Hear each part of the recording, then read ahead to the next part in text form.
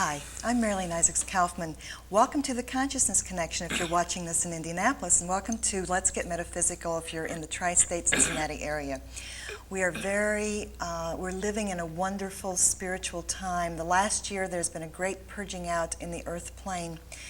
Many visionaries from around the world are receiving the same messages about the great time of change. Mankind is making a quantum leap forward in their spiritual and emotional growth. And the exciting thing about being alive right now, it's not a dress rehearsal, it's not a trial run. This is it, folks. This is the time we've all been waiting for to really actualize the spiritual truths and live on the spiritual path. And we're so fortunate today to have a man of great vision, Sun Bear. He's a wonderful medicine man. He's the leader of the bear tribe. And we are so fortunate to have you with us today. Well, thank you. It's very good to be here. And I feel that it's is, as you say, a very powerful time for humanity. This is why my work, I've been at it for many, many years now, and it seems to be strengthening all the time because of that there are more people that are waking up on many levels. And some of the things statements that I made 15 or 20 years ago, or even 5 years ago, were thought of as kooky at the time perhaps, but now there are the leading scientists of the world are saying the same thing. So we are definitely in a time of very, very powerful change. Yeah, it's exciting when, we've been connecting with the Dalai Lama, and we were talking earlier about your connection with the Tibetans, and we are all one. That's what the purpose of our show is, to show how the same light, God light, flows through all of us. We just have different exteriors, and it's a time when the many are becoming one, is the message I keep getting in my visions, that we will break down the barriers of race and culture and background. And I know that's a big part of your work. Explain to people about what the bear tribe, the bear clan is. The bear tribe is a group of native, non-native people that have come together for the purpose of helping to heal the earth and helping to heal our fellow human beings on the planet. And we have, I have 22 people working with me full-time in Spokane, Washington, and I have 450 apprentices throughout the world that work with me. And these are people that are all trying to learn first how to heal themselves and how to, yes, and then learning how to use their knowledge and the healing knowledge that they have to help to heal others and to help to restore balance on the earth. How do you see that going as far as the balance? Because we hear so much pessimism that, it's too late and the negativity, but the visions that I know that I am receiving, I feel like we are making a major, I think the next 5 years we will see a lot of changes in the earth plane because of spiritual people like yourself and myself and other people that we're networking with. I feel like we are making a change. Well, what is happening is that there are some very powerful changes on the earth level. That is, that native people refer to these as the earth changes, or our prophecies have told of these things that would happen. And well, they're happening also. It is a time when human beings are waking up. There's a great awareness, like I'm working with many people on many levels right now. And the Hawaiian kahunas, they say that we're at a time when the Spirit is calling all of the children back. And this is bringing back, it means that people are coming to an awakening of awareness of spirituality. Yes. And I tell people that this is a time when people are going to wake up and find out who they are. Exactly. And this is happening at a very strong level. And it's very necessary for it to happen because the people who have been given their opportunity to run the world in one way have done a very bad job of it, yes, and now that's coming to an end. Yes. And this is what, like this last year, many of the prophecies that we've been speaking of have had fulfillment. Like I have told people for the last 5-10 years that we're coming to a time up on the earth when one area would be too hot, another one too yes, cold, one place too wet, another one too dry, and it would be a time when the Earth Mother would withhold its increase. yes. And this has happened this year. We've faced major drought in the United States here. At the same time when we had major drought in the United States, Europe was so wet Right. that they couldn't harvest their crops they were planting because of the wetness. Right. And this is what the Spirit has told us would happen, that the Spirit would take power over the earth itself, Yes. and that the Earth Mother, which to us is a living, intelligent being, would make the necessary changes for the survival of the planet. and this whether would it be inconvenient to human beings or not. And so this is happening, and the warriors, the spiritual warriors, are understanding this and Yes. preparing themselves to help people to pass through these times of change. And it's not a time to be afraid, because I hear so many people that are fearful, and of course, fear has no energy unless we turn our power over to it. And that's why it is so important for those of you out there to know that now is your point of power, and that it's time to really go within and claim your power in a spiritual way. And I think, it's a fulfilling of Bible prophecy also, that there's a time when the Spirit will speak to everyone in their hearts. And of course, it always has, but it's really manifesting that way now.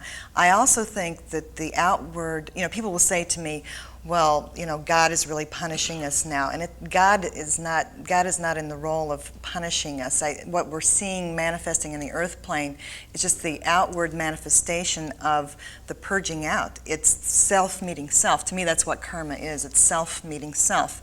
And mankind, because of how we've misused Mother Earth, we are in a time of, it's balancing actually. It's not a punishment, it's more of a balancing. Is that what you're saying?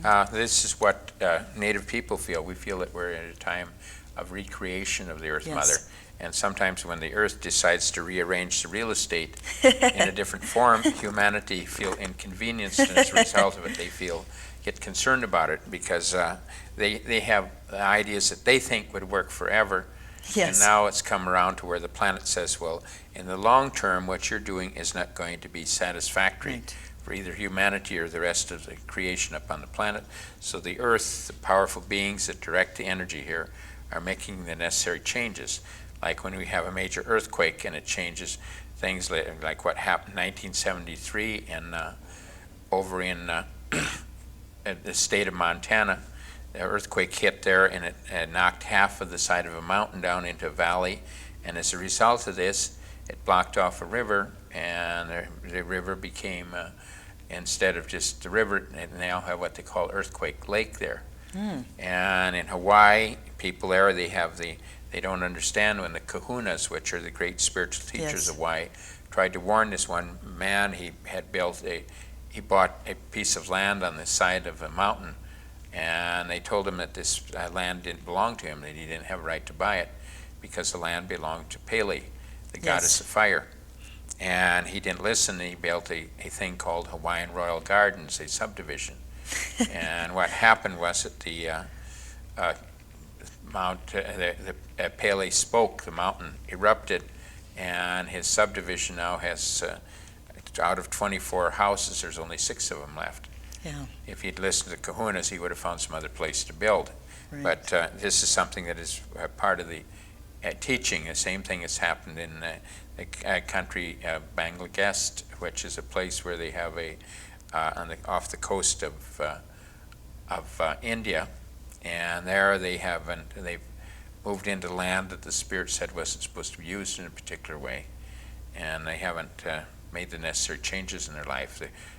Their spiritual leaders, they warned them of major floods that would happen Yes. there, and they didn't listen to them. They said, well, you're just trying to get this land for your relatives or something. And now they're beginning to understand that the Spirit has other purposes for the land there.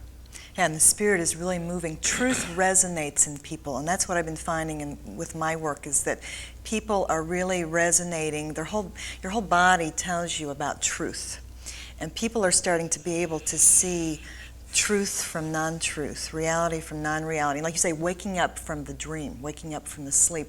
And I found your book, Path of Power, very interesting, because we all are on our own path. When you think of billions of people in the earth plane and nobody has identical fingerprints, we are all aspects of God. We are all divine and play that part in the body of God. And if people would just be who they were created to be, and I think that was your point in the book, is Very who much you so. are. One of the things that I have always felt very strongly about, and why I follow the native philosophy, having viewed many other philosophies, I'm very strong in the native philosophy, is that the native philosophy is one that teaches each person to find their own path. Yes. And it's a thing we have a thing called a vision quest, where we go out and we fast, and we pray for up to 4 days and 4 nights, and we ask the Spirit, we say, Creator, what's my purpose in life? Yes. How can I best serve the earth? How can I best serve my people, how can I best serve all generations to come?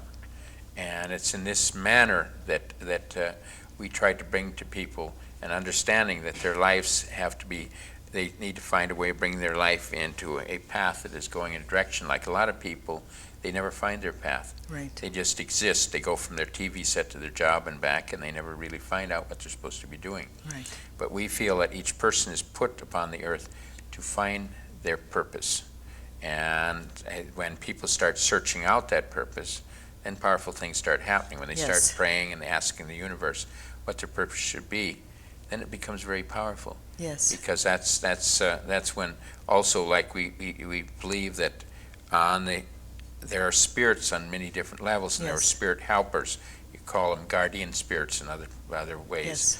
But that these were put there to help us when we're ready to open up to that.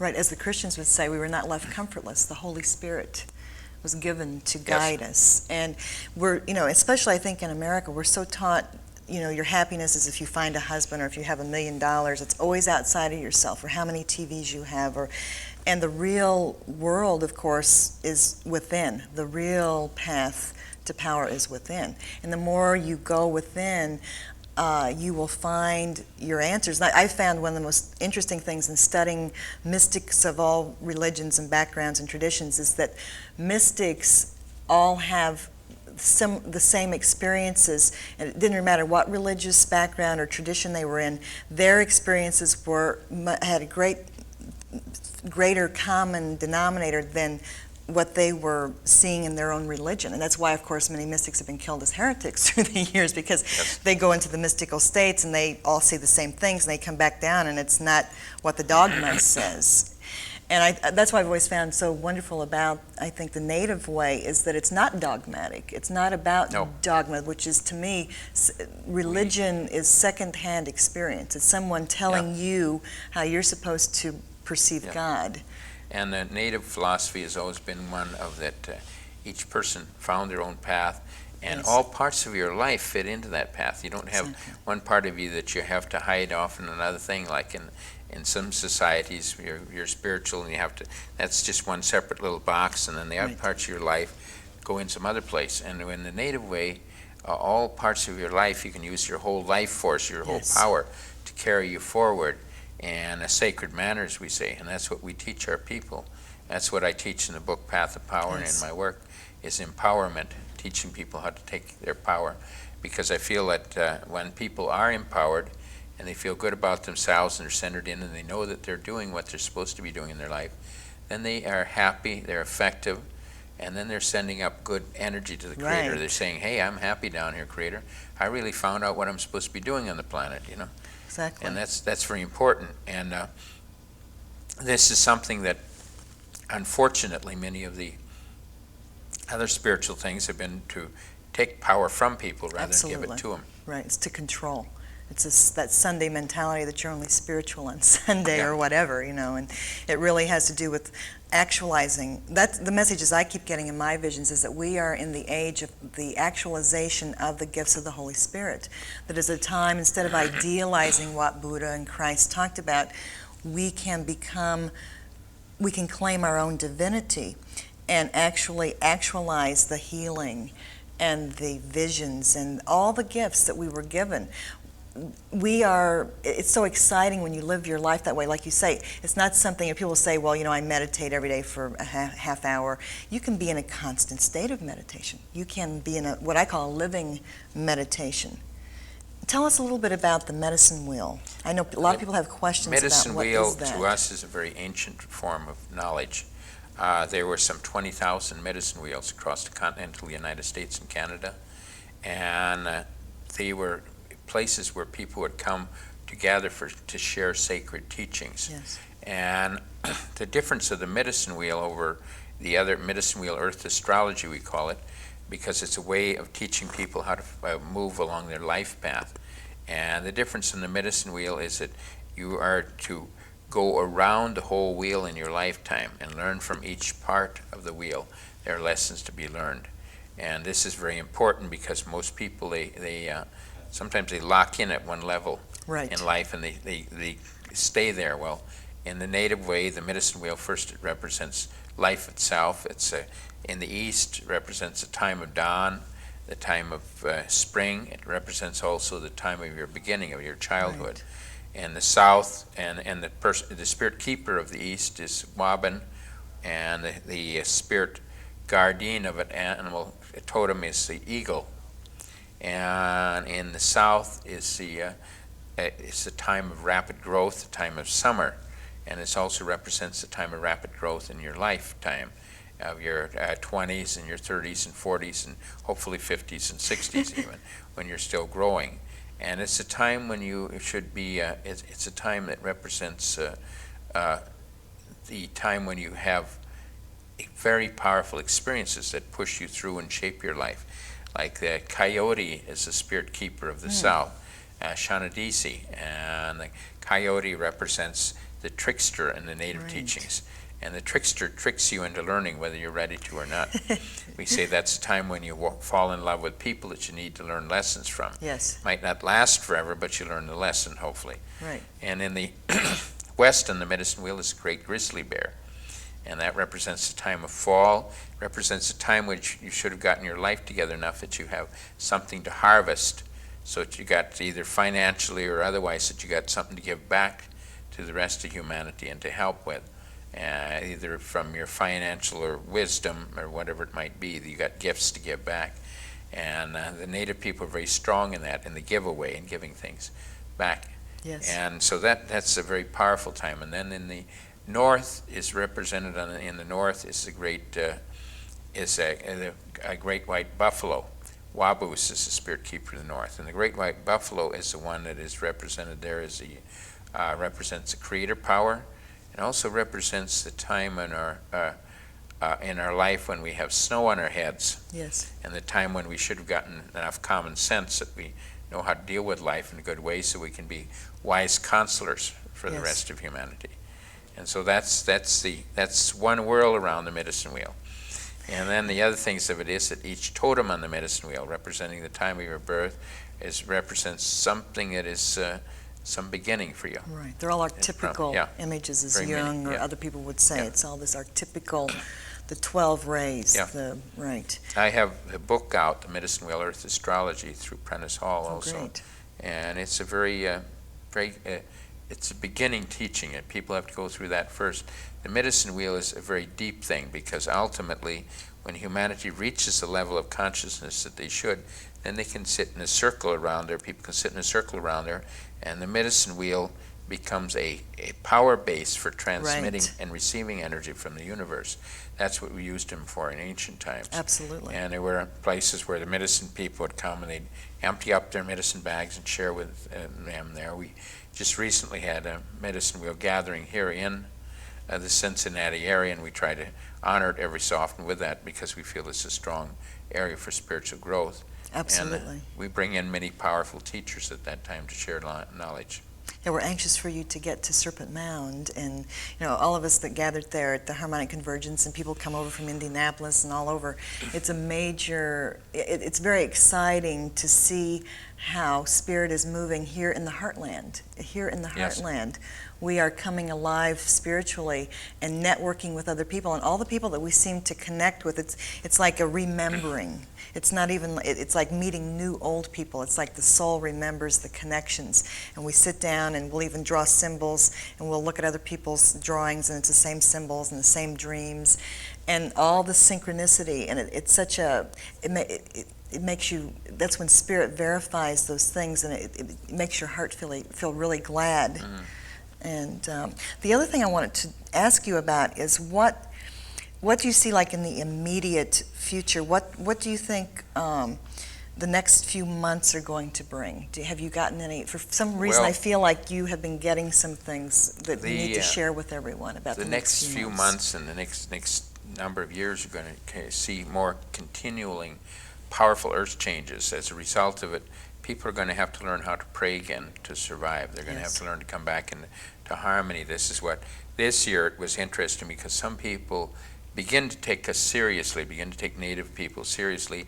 I find, when I go to a place and I do my prayers and ceremonies, the rain comes, Yes. And this has happened with some other, they had a Lakota medicine man who was who visited these areas, and they asked him to come and pray for rain, and we have a good average in this work, and it's something that is very real. Absolutely. And it's something that, like, people ask me about it, and they say, well, it's supernatural. I say, no, it's perfectly natural. We've been doing it for thousands of years. That's right. If you're in harmony with these spirits and you ask in a sincere manner, the Creator is a great spirit. See, there's a great spirit, and then there are other spirit beings that work with that power, and they transmit energy. They're lieutenants. And Yes. you ask them, you contact them, and you're asking them to bring you rain when you need it for your crops, well, they respond. Absolutely. And this is something that is a very ancient work with us. And it was something that all peoples, like over in Europe, they had circles that they did, and they did ceremonies there. And people, the problem of it is that a lot of people, they've forgotten how to do these things. Right. And this is what the natives in Africa say. And much Right. of their knowledge was forced away from them by Sure. other cultures and other people who had thought they had a better spiritual idea, and they tried to push it on to folks there, and it actually ended up being the destruction of the people instead. That's right. Well, you know, it's interesting. We were doing a workshop or speaking at a retreat in southern Indiana in July, and it was very hot and very dusty, and there were no rain clouds in sight. And I started talking, I was guided by Spirit to talk to the people about we create our reality. We create it. And that how we can create rain, and that people should start to visualize and ask for rain. Well, within 5 minutes, I mean, a big wind came ripping through the people, and all of a sudden it started lightning, and a lot of rain came, and people sat there, and they said, well, we believe in these things, but we had no idea it could be this immediate. And I said, well, that's how Spirit works. If you, a group mind is open and saying, this is what I want to create, and it's done in the right manner, we create it. And I love it when those things Yes. happen spontaneously like that. I've had this happen many Yes. times in different places. We had some strong medicine along that line. Yeah, and I think we're going to be seeing more and more of that kind of thing. It's just as people are getting instant karma right now. I mean, I hear this all over from people, you know, that they get their lesson right away. It's not like you have to wait to another life or wait till next year. When you are out of your truth or not being in that unconditional love place, you get the message right away. And it's the same thing. People are starting to, I think it's all that thing about power, and I really we like to talk about this on the show too. These spiritual things are not to be misused. I see so much of this with the New Age. People get, all you hear is power, psychic phenomena, and that's a dangerous, addictive, you can actually get addicted to the phenomena. I'm sure you've seen this with people Yes. that are drawn to your work. They're more into they don't realize that the ritual is not the thing, that it's a place of focus. They get in a hurry. Some of them come to me, Yes. and even some that have apprenticed with me, and they get in a hurry for spiritual knowledge, and then they end up in somebody's trap, and they end up having a lot of painful experiences. And my thing of it is that I tell people I don't do things for show. I have to do, it has to be a reason. I pray very hard, and I have a lot of experiences of things where I pray for something, and whatever it is I need, it happens. And this is the way that I try to work with things. Absolutely. And by living your life that way, you know, it's really, all of us that are living in that way now are affecting so many people. You know, your name has come up. It was one of these auspicious things. I knew we were going to have a good connection because I'd say the last 6 months, your name has come up like at least 2 or 3 times a week. People that I've run into, clients of mine have taken your seminars, and people that had read your books. And when I went to get one of your new books at the bookstore, somebody was returning one of your videotapes, which I'm sure people will be glad to hear that you have also videotapes Yes, we do. available. And the Bear Tribe, we're up at Spokane, Washington, and we have a great variety of books, not only my own but others. And we also publish a magazine called Wildfire, Oh, great. which is a magazine that we feel very strongly about people getting. It's a publication that deals with Native American things and earth changes. It makes people aware of things that are happening and going to happen. Like I tell people I can't tell them who Elizabeth Taylor will be marrying next year or things like that. Really? They might pick that up some other place. Yes. But I can tell people what the earth is going to do. Exactly. I have a very strong connection with the earth, and I pray, and the earth tells me about major Yes. changes coming, and this is part of what we try to make people aware of through our magazine Wildfire. And of course, any of our publications, if they wanted, they can get them through the Bear Tribe. And I'll give the address of it, in fact, Great. if you want. And the Bear Tribe is P.O. Box 9167, Spokane, Washington, and the zip is 99209. Wonderful numbers. And that's the key. Take responsibility for your life. When you take responsibility, you will know you will be in the right place at the right time. You will become your own psychic. You don't have to ask other people. When you become one with Spirit, you are always in the Dharma, in the flow. And that's what I hear you talking about, and everyone that we're all connecting with. We're all saying the same things in different ways, but it's about being. It's true. When you're doing things and you're working in this pattern all the time, things happen and everything, all of the powers and forces work with you. Yes. You don't have to recruit them. They're there working with you on an everyday basis. It's like if I pray for something, it's there, because Exactly. that's the way it should be. Like many times I come and I do ceremonies for people for rain, and they, like I was in New Zealand, and it hadn't rained for 2.5 months. And the Maori people there, he said, well, we've heard of you, Sun Baron, that you were able to bring rain. And he said, would you do a ceremony with us to bring the rain? And I passed a pipe around, which is our way of praying for rain. And about 2.5 hours later, it started sprinkling, and then it started pouring. And it rained for the next 3 days. And they said, well, we know you have the power to bring rain, but can you stop it now? Enough So I is had enough. to do a ceremony to break the storm so that Right. it'd come back that we were able to have the weekend program that we had there. Well, thank you so much. We're sending you all love and healing energies, and thank you so much for this interview. Thank you. Enjoyed it. Very good. Hello, welcome to Let's Get Metaphysical. This is Suzanne Collins, and we have with us today an author, Ken Carey, who wrote the Starseed Transmissions and Visions, and most recently this book, Return of the Bird Tribes, an absolutely fantastic book. Welcome, Ken. Thank you. Good to be here. Nice to see you. Ken's in Cincinnati very briefly talking about his book, and he's been giving workshops and seminars in the Dayton area. And he's just stopping with us for a while to talk about it and I hope, to tell us about himself. Whatever you want to talk about, that's what I'm here for. Where are you from originally? Originally, I grew up in the Chicago area. Mm-hmm. I've lived in the Ozark Mountains for the last 16, 17 years. Oh, what part of the Ozarks? Mountain View, Missouri. It's right about in the middle. Sounds very wild. Very wild, kind of like my spirit in a way. Mm-hmm. Forest-covered mountains. Mm-hmm. Well, I understand that must be a wonderful background for this book. I've read the book. And to me, the thrust of it is the connection of mankind, or humankind, with nature. Uh-huh. And also it goes a little further in connecting the different parts of human beings, too, the ego with the spirit, the Right, integration right. of the outer self and the inner self. Right. That's basically the way I see it. Do you feel as though this has happened to you since you lived in Missouri in the mountains? Well, I think it's an ongoing process, Suzanne. For me, my path began, at least consciously, as an adult, back in the late 60s, when I perceived that our industrial society had just created a very powerful barrier between me and a more direct experience of the earth. And when I met my wife, she felt the same way, and both of us wanted to do somewhat like Henry David Thoreau, and boil life down to its basics, find out what it was made of. We wanted to grow at least a portion of our own food, build our own dwellings, have a hand in the birthing and education of our own children.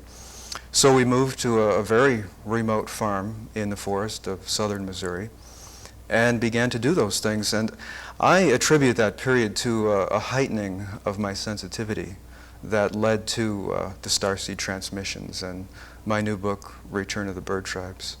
Now, this was part of a back to the land movement that was happening in the middle to late 60s and early 70s. It was part of a disillusionment with the war, the Vietnamese War, and with our culture as it was going.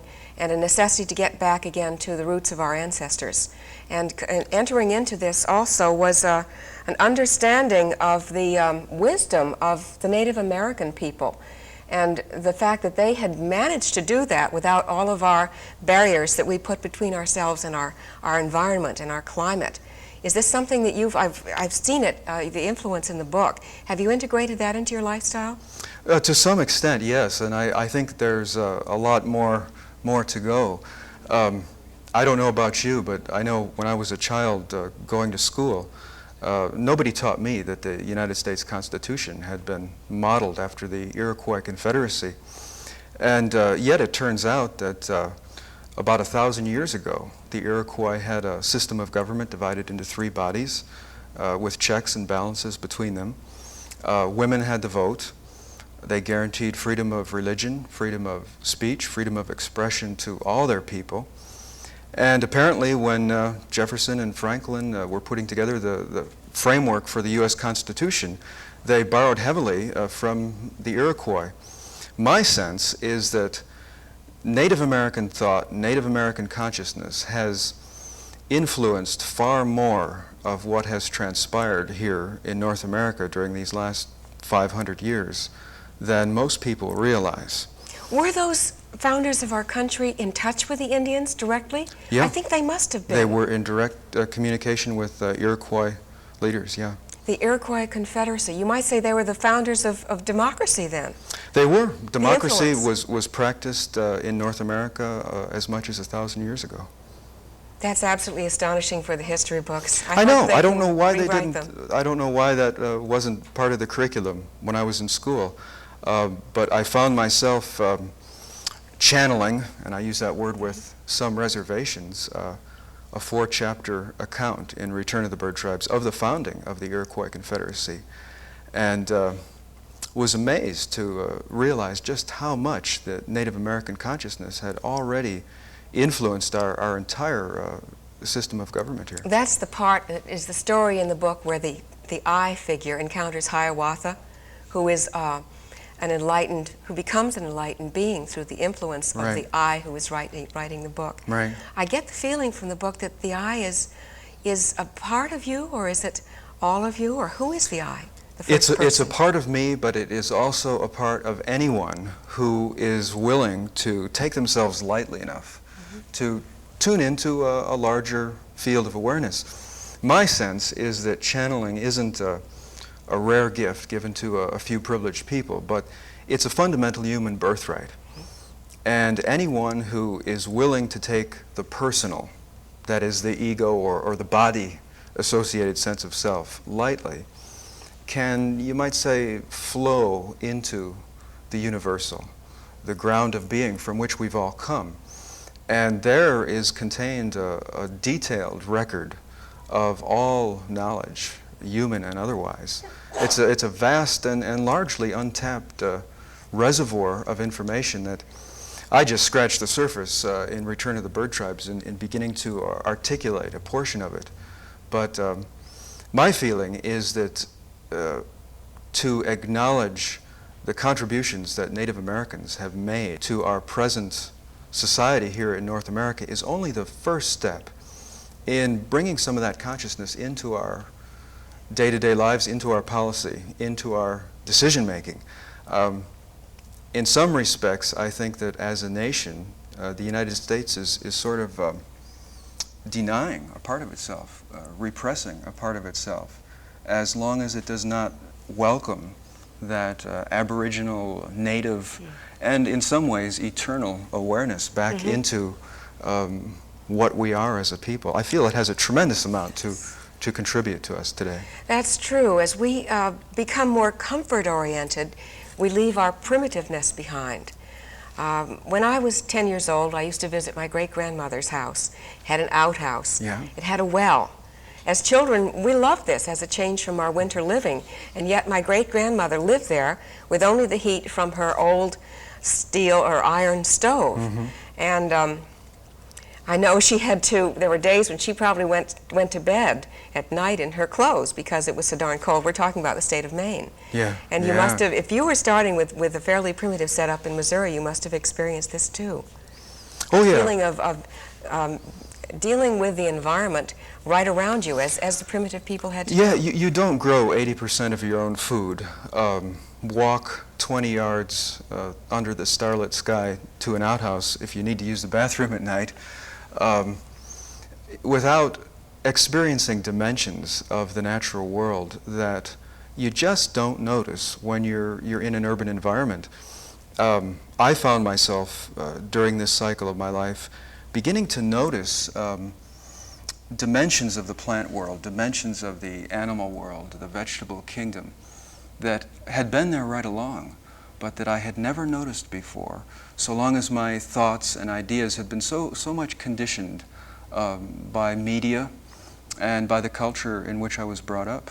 Not to say that there's anything wrong with these things, but whether it's a first century oral media, a 17th century print media, or a 20th century electronic media, if we let other people, influences outside of ourselves, describe reality to us and determine our understanding of both ourselves and the world, I feel we're forfeiting part of our birthright.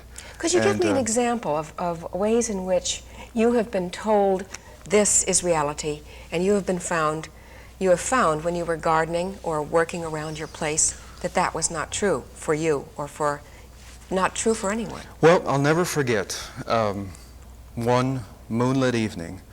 My wife Sherry and I were taking a walk through a large expanse of forest, which at that time we were engaged in an environmental project to prevent it from being sold to a logging firm in Clearcut. And we walked out onto a point of land, and I sat beneath a towering white pine tree, and my wife Sherry was sitting beneath another about 20 yards away. And all of a sudden, Suzanne, it was as if I had a pair of stereo headphones on. I heard the audible words, Hoya Hanansta Hoya. And I didn't react emotionally, and I didn't try to figure out what that meant with my mind. I let those words penetrate to somewhere deep within my being until I could feel my essence resonating with them. And it was explained to me then that Hoya Hanansta Hoya is a Native American term, and from what tribe I never did learn, for a certain type of tree, usually an older grandmother or grandfather tree, that is proficient at blending with a human being who sits at its base in a meditative state.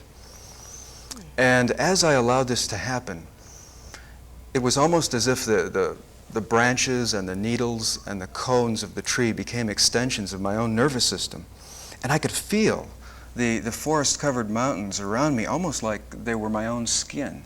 And I could feel bobcat and deer and possum moving through the forest in the night.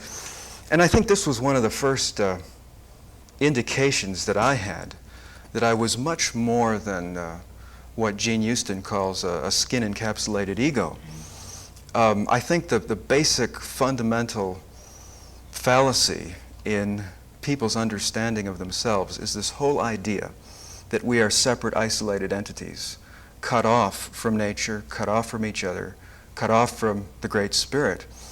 In fact, we are part of a single living biosphere, part of a single living system, and everything we perceive is included in that larger definition of self. And to me, it's that awareness more than anything else that is helping now to transform our present world.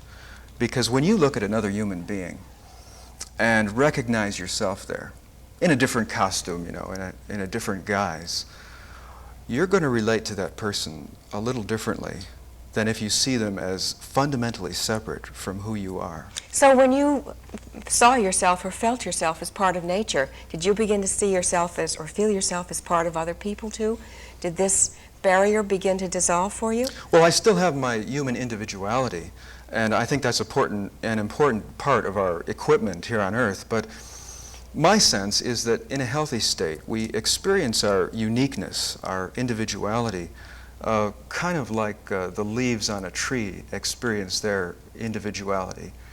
If you examine any two leaves on a tree closely, you'll see they're completely unique, completely different, completely, totally individual.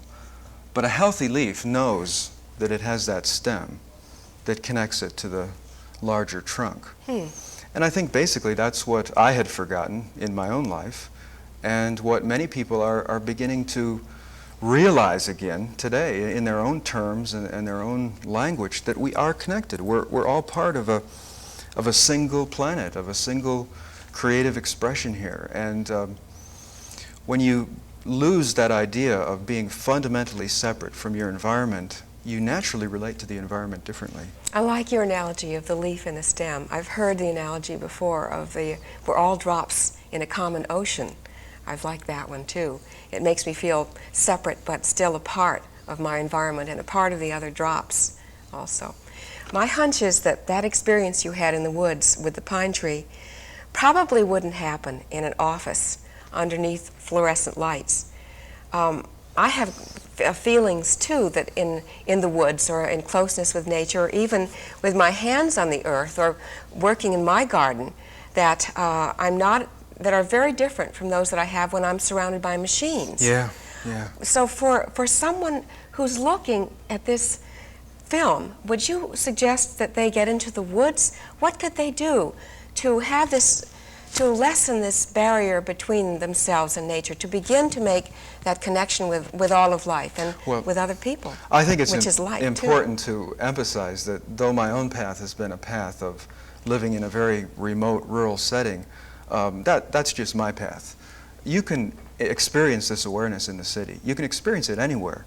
I think that especially for those in an urban environment, though, some contact with the natural world is important. I've got a friend who's an auto designer in Detroit, and she lives in an apartment in the inner city, but she has a lot of houseplants. And I think whether it's houseplants or a special animal friend, or occasional walks in the park and sitting beneath a large tree from time to time, or at least looking up and noticing the stars at night. Some contact with the natural world is important for all of us. How about cooking? Yeah, cooking. Cutting open vegetables, Sure, seeing the garden. design that's inside of them. Yeah. I noticed that the other day. I cut open a red cabbage and there was a tree inside, a tree shape. And if I'd been thinking about something else, I probably wouldn't have noticed that. So maybe part of this is just living each moment with awareness. That's right. That's the essence. Noticing with all of your senses Yeah. the sounds of nature instead of the sounds of the cars or machines that are around you. And the city is part of nature too. True. It's all our human expression, and I've blended with the essences of machines on occasion. I don't think that anything needs to be excluded in our larger experience of ourself at one with both the universe and our immediate environment. I think including it all is an important part of playing an effective role at healing and educating in these times. To refer to the bird tribes again, it seemed almost too big to pin down. There's a phrase that I chose from a paragraph that was sent to me in your press release that I'd like to read, if it's okay with you. Sure. And it says, "Who are the bird tribes? Perhaps their own words say it best. Quote, I will tell you of the gentle tribes from which we come, the tribes whom we now call angels, but who in simpler days were known as the bird tribes. We are returning now, appearing like the first stars at the pre-dawn clearing of a storm. Into your consciousness we come, appearing subtly at first, a whisper among your dreams, but steadily our presence grows, soon to shine as distinctly as the sun of morning. We come now with a message that will prove vital to you in these last years of history's night." I love the way you phrase things, but that paragraph is full of questions for the reader. Sure. In this special time of history's night. Why is it the end of history? Why do you see this? Well, I think the present information society is a big part of the answer to that question, as well as the 5 billion people that we have on Earth today, which is a condition which certainly has never existed before. The impression that is conveyed in Return of the Bird Tribes is that all of human history has been an educational process. And in this historical educational process, basically, people have been learning that fear motivation leads to suffering, it leads to sorrow, it leads to warfare and a loss of consciousness. Whereas love motivation, on the other hand, leads to the development of creativity, to the unfoldment of potential, to peace between people and nations. And this is the first time in recorded history that this very simple message is being stated time and time again in hundreds of new books, dozens of popular songs, many new movies, more articles than you can count. And my sense is that people are really beginning to get it. I think human egos have begun to realize they cannot continue the way they have been, that there is a new element, a new dimension needed. And in a word, that new dimension is spirit. Yeah. The bird tribe message, you're correct. I've seen that too. Is not a unique one, though it's phrased in your unique way. The idea of combining ego and spirit is one that we can see on many dimensions now, Right. and that people can and must begin to pick up on to be able to adjust to the changes that are taking place. We're filming this today in front of a live audience, and a few of them have said they'd like to interact with Ken and ask him some questions. So let's go to the audience now, if it's okay with you, Ken. Fine with me, yeah. And see who would like to talk with Ken and ask a question. Ross, would you like to ask him? What would you like to ask him? Well, your central character, Didana, how do you pronounce Daganawida. it? Daganawida, apparently was a very influential character and was historical. Do you feel that Daganawida was directly influenced by the Great Spirit, or in Longfellow's terms, Gitche Manito? Yes, very much. I think there can be no question about the fact that Daganawida, who is the individual that the Iroquois call the Great Peacemaker, was very much in harmony with the intentions of the Great Spirit. He was directly responsible, with the help of Hiawatha, of bringing peace to the 5 warring Iroquois tribes, which at that time were engaged in some very bloody and violent conflict. And the Confederacy, which he helped to initiate, brought peace to the whole eastern half of North America for a good 3 centuries. Another fact which isn't often mentioned in our history books. The Iroquois nation then was pretty much relegated to the eastern, what we consider now to be the eastern states of the United States. Pretty much. And in the central region, in the region that we live in and where you live now, what tribe or nation predominated? Well, the Iroquois Confederacy proper extended all the way from the St. Lawrence River to the Ohio River. So we are in Iroquois territory here in Cincinnati. However, the Iroquois traded with tribes as far away as the Osage and the Omaha.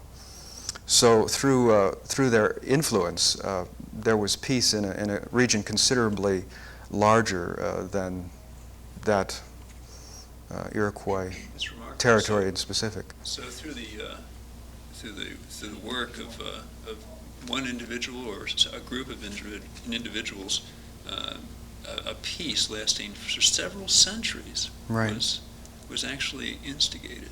Right. That's quite remarkable. It must have been quite an outpouring of peace and love to produce something like that. Very powerful awareness incarnated for that short time, relatively short time. Well, in the East, we hear of phenomena like that taking place in group levels, and we see that certain religions have been formed that have based their tenets on peace, and they've had visitors, probably members of the bird tribe, come and act as messiahs or saints or sages or philosophers or holy men. How did the Iroquois go about contacting or having such a direct contact with the Great Spirit as could have instigated such a profound impact for several centuries? It began as it always begins, with one individual who is simply willing to take him or herself lightly and open his or her heart to the presence of God. When that occurs, it's contagious. And I think probably the biggest reason while the Iroquois Confederacy lasted for 3 centuries, and many other initiations of, or incarnations of spirit beings that initiated world religions that you spoke of didn't last near that long, was because the Iroquois were very emphatic on the dangers of entrenched vertical hierarchy. And they allowed for a system of where their leaders were replaced periodically, and emphasized the equality, the spiritual equality of all beings, so that a power elite or a little class of priests or shamans or bishops or lords or whatever was not able to form because they made that a part of the very premise of the Confederacy itself. And I think that's probably the biggest reason why it succeeded in spanning 3 centuries rather than 3 years or 3 decades. So, and you feel, although I don't think you mentioned in your book, that the time frame on this could have been about 900 years ago, between 800 and 900 years ago. My sense is that the Iroquois Confederacy was founded in the 11th century. And by some amazing universal synchronicity, my oldest daughter is a 3rd-year art student at Syracuse University. And I called her up after I had written these 4 chapters in Return of the Bird Tribes, and I said, Val, go into the library or bookstore and see what you can find out about the founding of the Iroquois Confederacy, because I want to see if my intuitive account correlates with the historical record. And in my naivete, I thought maybe the university would have a whole wing of the library devoted to the Iroquois, but as it turns out, she only came up with a couple of books, and my account correlates in all significant details except the date. And it turns out that conventional historians place the founding of the Confederacy in the late 1400s or early 1500s. And that prompted me to contact the present-day Iroquois themselves. And I could share in greater detail on that. I've had some wonderful encounters, but the essence of it is that the Iroquois themselves have had a long-standing debate going with historians, because they claim the Confederacy was founded about 1,000 years ago, which would place it roughly in the 11th century. Perhaps we can go into detail about that informally after the show, but I'd like Sure. to include some of the other You questions bet. in our You show. bet. Thanks, Ross. Art, what would you like to I'm ask? having a hard time heeding Bo Diddley's words. You can't judge a book by looking at its cover. Oh. This cover is very moving to me. Yeah. I wonder if you could just talk a little bit about how it came about. Well, after I had sent the manuscript for Return of the Bird Tribes to the publisher, he engaged 3 different artists to read the book and try to create some sort of cover art that would be in keeping with the spirit of the book. And while they were working on it, and none of the early results were satisfactory, one of the people working for the publisher took the wrong entrance into a shopping mall in Seattle. And as a result, had to walk through this long art exhibit that they were showing, and she walked upon the original of this painting, which is called Shaman's Vision by Keith Powell. And in the course of goosebumps, etc., she said, "That's it." And Keith read the manuscript and said, "Yeah, this is exactly what I wanted to convey in my artwork." It certainly seems to get together the idea of human beings and nature coming together. Yeah. I think we have time for one quick question from the audience. No. No, we're being told no time. We'll have to say thank you and goodbye. Thank you. Thanks My so much, pleasure Ken. being here. You bet. Good luck. Thanks. Thank you very much. And thank you for watching Let's Get Metaphysical.